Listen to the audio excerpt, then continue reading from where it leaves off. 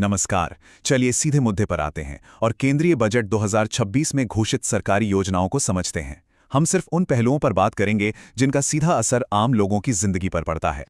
इस पूरी बातचीत में हम हर योजना को देखेंगे, चाहे वो नई हो, पुरानी, जिसे आगे बढ़ाया गया हो या जिसमें कुछ बदलाव किए गए हों। मकसद सिर्फ एक है, ये समझना कि इसका जमीन पर क्या और कैसे असर होगा। तो ये रहा हमारा रोड मैप। हम बात करेंगे किसानों और ग्रामीण भारत की योजनाओं पर, फिर युवा, शिक्षा और स्किल्स पर। इसके बाद पारंपरिक सेक्टर्स को जो सपोर्ट मिला है उसे देखेंगे, फिर इंडस्ट्री और टेक्नोलॉजी को बढ़ावा देने वाली स्कीम्स, और आखिर में इंफ्रास्ट्रक्चर और कनेक्टिविटी पर। और हाँ, अंत में इन सबका सार भी निकालेंगे। चलिए शुरुआत करते हैं कृषि और ग्रामीण भारत से जुड़ी योजनाओं के साथ। यहाँ एक दिलचस्प पैटर्न दिखता है। एक तरफ तो बड़ी और जानी पहचानी योजनाओं को जारी रखा गया है, तो दूसरी तरफ टेक्नोलॉजी पर आधारित कुछ नई पहलें भी शुरू की गई हैं। और ये देखिए, दो बहुत बड़ी योजनाओं के लिए जो आवंटन हुआ है वो इस बात का सबूत है। मनरेगा के लिए करीब 1,26,000 करोड़ और पीएम किसान के लिए 63,000 करोड़ रुपए। ये आंकड़े साफ दिखाते हैं कि सरकार इन योजनाओं को जारी रखने के लिए पूरी तरह से प्रतिबद्ध है।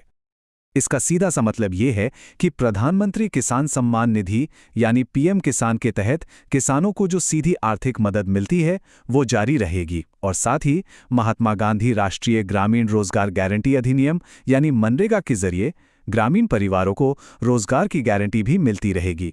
ये दोनों ही योजनाएं देश की एक बहुत बड़ी आबादी के लिए एक तरह का फाइनेंशियल सेफ्टी नेट हैं। तो सवाल ये उठता है कि पुरानी योजनाओं को जारी रखने के अलावा कृषि सेक्टर के लिए इस बजट में कुछ नया भी है क्या? जी हां, बिल्कुल है।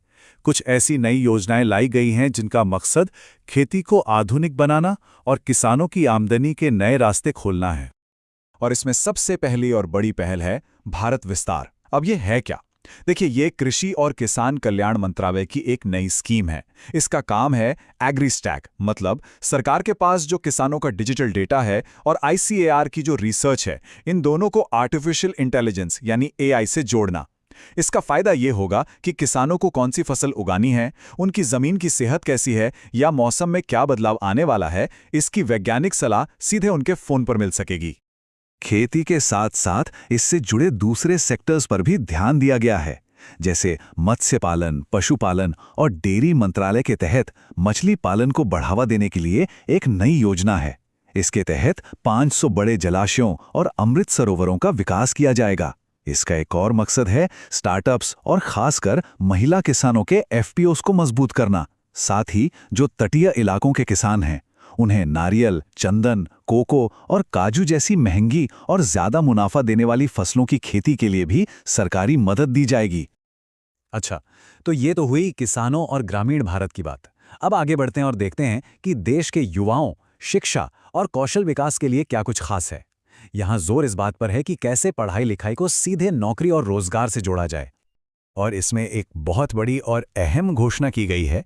अब देश के हर एक जिले में, जी हां, हर जिले में कम से कम एक गर्ल्स हॉस्टल स्थापित किया जाएगा। इसका मकसद है उच्च शिक्षा में छात्राओं को सपोर्ट करना। इन हॉस्टल्स के लिए सरकार वायबिलिटी गैप फंडिंग देगी ताकि प्राइवेट सेक्टर भी इन्हें बनाने में दिलचस्पी दिखाए। खासकर स्टेम यानी साइंस, टेक्नोलॉजी, इंजीनियरिंग और मैथ्स की पढ़ाई करने वाली छात्राओं के लिए ये एक बड़ी मदद होगी। इसके अलावा एक नई एजुकेशन टू एम्प्लॉयमेंट कमेटी बनाने का भी ऐलान हुआ है, जो ये देखेगी कि हमारी पढ़ाई इंडस्ट्री की जरूरतों के हिसाब से है या नहीं।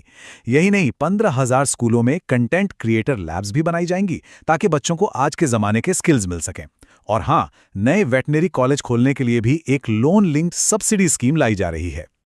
ठीक है, अब युवाओं और शिक्षा के बाद रुख करते हैं भारत के पारंपरिक उद्योगों की ओर।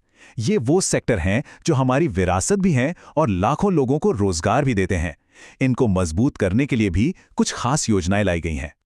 कपड़ा मंत्रालय ने खास तौर पर 3 नई स्कीम्स की घोषणा की है।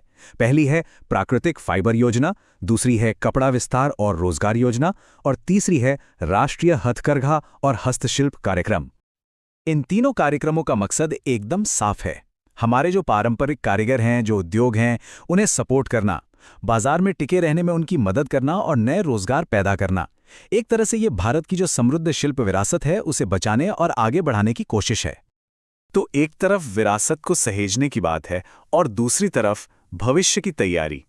चलिए अब देखते हैं कि इंडस्ट्री और टेक्नोलॉजी को बढ़ावा देने और भारत को एक आत्मनिर्भर मैन्युफैक्चरिंग हब बनाने के लिए क्या ऐलान हुए हैं। यहाँ सबसे बड़ी खबर है इंडिया सेमीकंडक्टर मिशन यानी ISM को लेकर। इसे अब अपग्रेड करके ISM 2.0 बनाया जा रहा है। अब ISM 1.0 का फोकस ज्यादातर असेंबली और पैकेजिंग पर था, लेकिन 2.0 में फोकस फुल स्टैक पर होगा। मतलब अब सिर्फ चिप को असेंबल नहीं करना है, बल्कि चिप की डिजाइन, उसे बनाने वाले उपकरण, जरूरी कच्चा माल, ये सब कुछ यानी पूरी की पूरी सप्लाई चेन भारत में ही तैयार करने पर जोर होगा। और जाहिर है इतने बड़े लक्ष्य के लिए पैसों की भी जरूरत होगी। इसीलिए इलेक्ट्रॉनिक्स कंपोनेंट्स मैन्युफैक्चरिंग स्कीम यानी ECMS का बजट लगभग 2 गुना कर दिया गया है। पहले जो परिव्यय करीब 23,000 करोड़ था, उसे अब बढ़ाकर 40,000 करोड़ कर दिया गया है। ये एक बहुत बड़ा कदम है देश में ही कंपोनेंट्स बनाने की सप्लाई चेन को खड़ा करने के लिए। इसी कड़ी में एक और नई योजना जोड़ी गई है। इसका नाम है scheme for promotion of domestic manufacturing of construction and infrastructure equipment. आसान भाषा में कहें तो जो बड़ी बड़ी मशीनें और उपकरण कंस्ट्रक्शन और इंफ्रास्ट्रक्चर प्रोजेक्ट्स में लगते हैं, उनका उत्पादन देश में ही हो, इसके लिए ये स्कीम लाई गई है। लक्ष्य वही है, आयात पर निर्भरता कम करना। और अब आते हैं हमारे आखिरी सेक्शन पर। बात करते हैं इंफ्रास्ट्रक्चर और कनेक्टिविटी की। देखते हैं कि भविष्य के भारत की नींव को मजबूत करने के लिए कौन सी नई योजनाएं लाई गई हैं। यहाँ 3 बहुत ही टारगेटेड स्कीम्स की घोषणा हुई है। पहली है इंफ्रास्ट्रक्चर रिस्क गारंटी फंड। ये फंड प्राइवेट डेवलपर्स का भरोसा बढ़ाने के लिए है, ताकि वो बड़े प्रोजेक्ट्स में पैसा लगाने से हिचकिचाए नहीं। दूसरी है कोस्टल कार्गो प्रमोशन स्कीम। इसका मकसद है कि जो माल अभी सड़क या रेल से जाता है, उसे समुद्री रास्ते यानी कोस्टल शिपिंग से भेजा जाए। इससे लॉजिस्टिक्स सेक्टर को फायदा होगा। और तीसरी योजना है सी प्लेन ऑपरेशंस के लिए वायबिलिटी गैप फंडिंग। इसके जरिए उन जगहों पर भी हवाई कनेक्टिविटी पहुंचाई जाएगी जहां पारंपरिक एयरपोर्ट बनाना मुश्किल है। तो हमने सारी योजनाओं को एक एक करके देख लिया। अब अगर हम एक कदम पीछे हटकर पूरी तस्वीर देखें तो हमें क्या मुख्य बातें समझ आती हैं। देखिए, 4 मुख्य बातें उभर कर सामने आती हैं। पहली, ग्रामीण स्थिरता, मतलब किसानों की आय और गांवों में रोजगार पर लगातार बड़ा निवेश किया जा रहा है। दूसरी, भविष्य के लिए तैयार वर्कफोर्स। शिक्षा को आज के ज़माने के स्किल्स और टेक्नोलॉजी से जोड़ने पर बहुत जोर है। तीसरी, मैन्युफैक्चरिंग में आत्मनिर्भरता। इलेक्ट्रॉनिक्स और भारी उद्योग में खुद को मजबूत करने के लिए बड़ी आर्थिक मदद दी जा रही है। और चौथी, टारगेटेड इंफ्रास्ट्रक्चर, यानी ऐसी योजनाएं लाई गई हैं जो प्राइवेट सेक्टर को भी साथ लेकर चलें और लॉजिस्टिक्स को और बेहतर बनाएं।